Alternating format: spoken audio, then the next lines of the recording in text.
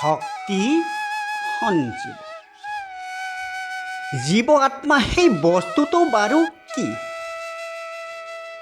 জীৱৰ পিতৃ জানানে কণ? ঈশ্বৰে হ'ল পৰম পিতৃ। বিশ্বাসে হ'ল জীৱৰ মূল কাৰণ। জীৱৰ ধৰ্ম সংকল্প আৰু বিকল্প।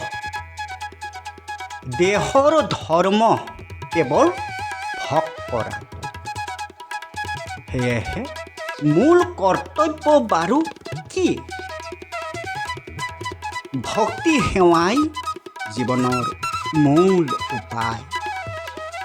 একমাত্ৰ ভগৱান বা ঈশ্বৰৰ অবিচ্ছেদ্য অংশ জীৱ আত্মা। সত্যৰ আশ্ৰয়ে হ'ল জীৱৰ মূল।